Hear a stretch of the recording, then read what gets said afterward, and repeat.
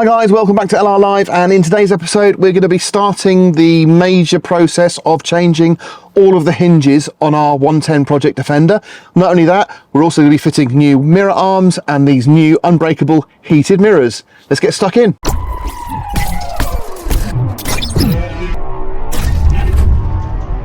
A couple of really important elements to this are, if you're going to change your hinges and you've already got your doors hung quite well on your vehicle, and when I say that I mean they're actually lined up nicely and they open and close and shut as they should, you don't really want to be disturbing that. So the best thing to do is to actually do one hinge at a time with the door shut. Now the first thing you have to do is take the door card off. You can then undo the two nuts on the back which connect to the bolts that go through your hinge and through your door. With the trim missing, there's enough room to get your hand at the back here and actually just get a little spanner on there and take those two nuts off at the top.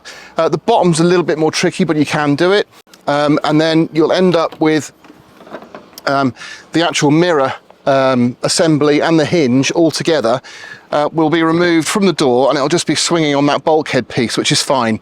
So then to remove it from the bulkhead, you just remove the two bolts in here, and they're on these captive clips that go into the bulkhead itself. You can see here I actually had a wobbly mirror, and the only way to do that mirror up is to do the whole process that I've just done on your door. So you can see what a bit of a pain it is just to tighten up your mirrors or to replace your mirror arms, which is why you see so many Defenders with wobbly mirror arms. Now the mirrors we're going to be fitting are from a company called Sparfax, and they're basically built for the military. So they're a genuine Land Rover part that's specified for military Defenders.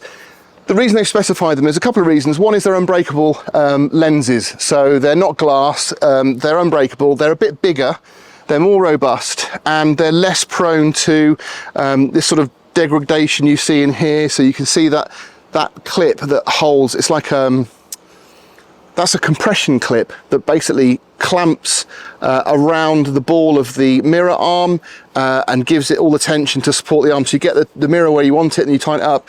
But once you've done it once, the chance of you getting there again to tighten it up or to adjust it is near impossible, because these just rot away. Obviously we've got the option to fit whatever we want from the LR Parts stores. We're very lucky in that respect, but we're going to play around with a few different hinge ideas over the few months, years that are coming when we've got this vehicle. But the first set of hinges we're going to fit are the Exmoor Trim CNC machined hinges.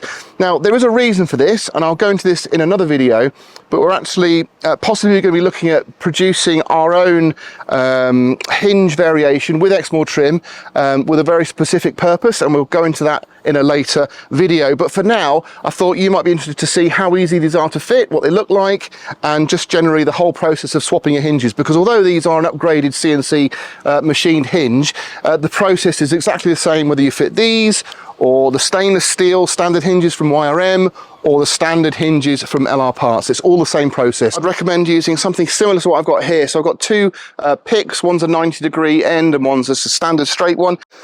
Okay, so I put one in there just to hold it, so try not to drop it. You can lift them up like that,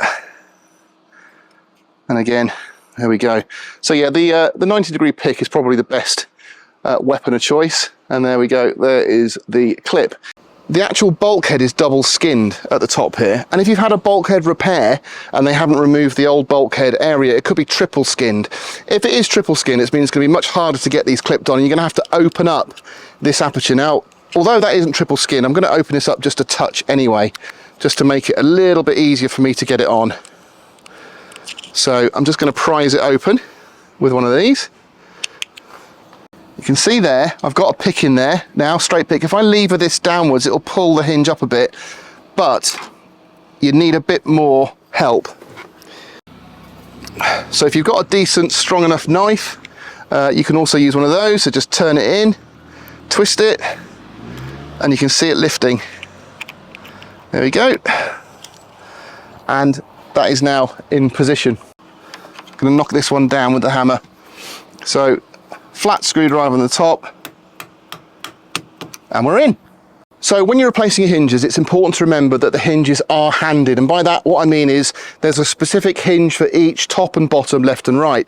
Now obviously if you're doing the top front doors, you need to have the mirror holes in here. So you've got these 2 holes just here to attach the mirror, so we know that's all good.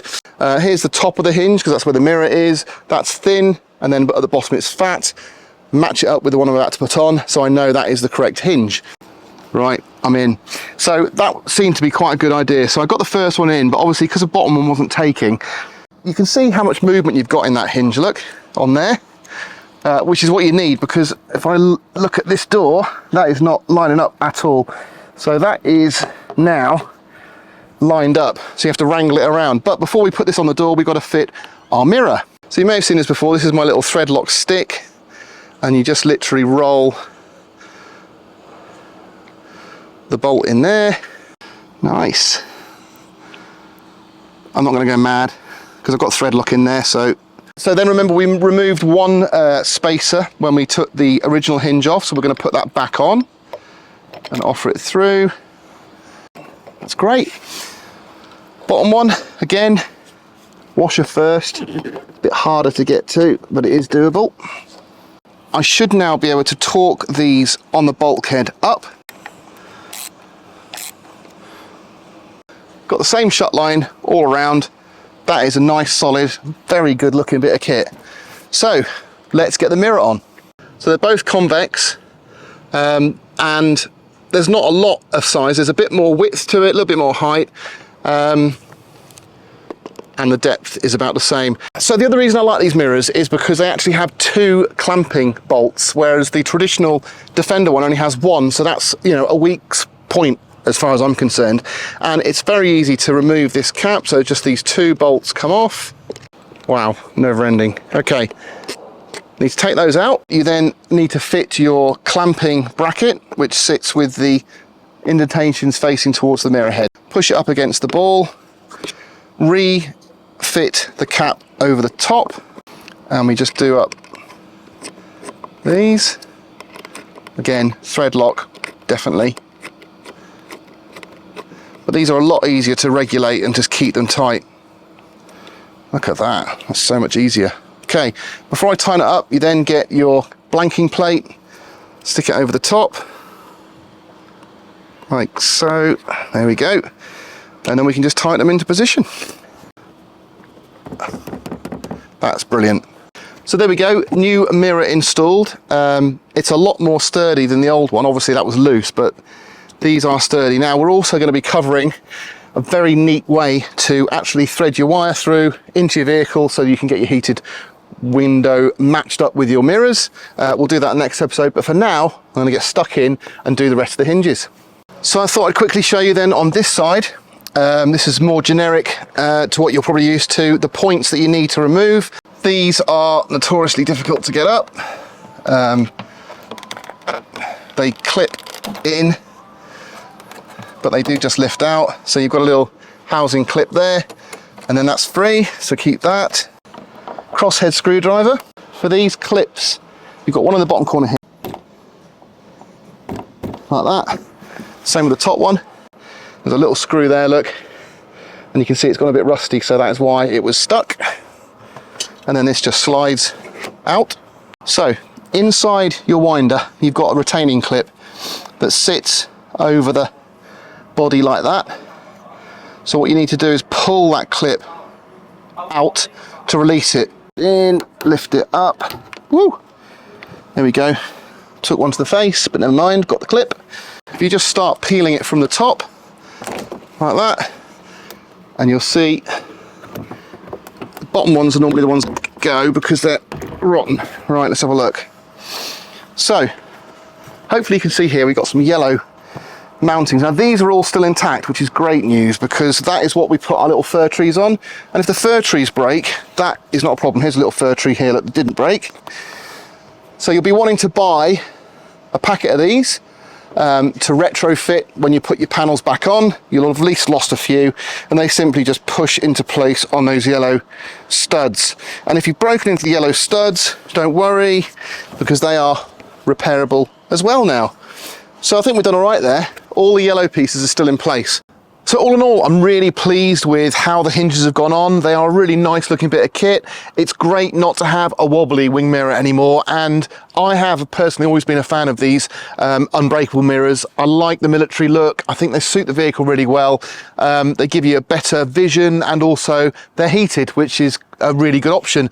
Now I know it's not going to suit everybody out there, and I'm sure there's plenty of you who probably don't like the modern touches we've added to the vehicle, but that's not to say that we're going to be leaving these hinges on here. Now there's a chance that we might end up putting white hinges back on the vehicle, but we wanted to see how hard they were to fit, show you guys the whole process. Seemed like a really good opportunity to upgrade the hinges, and then we might get to a stage where we perhaps ceramic coat the hinges. That might be an option for us, and we could do it in the white that matches. But you let me know what you think. Do you like the contrasting colour? Does the black work quite well with the bodywork? It'd be great to hear your opinion on some of these things. And again, on these mirrors, is this something you guys would fit to your own vehicle, do you think? Does it bother you that much that it's not quite the same shape as a traditional OEM factory Defender mirror? Or is it the fact that it's a military spec mirror? Would that be enough for you, like it is for me, to actually fit it to your Land Rover?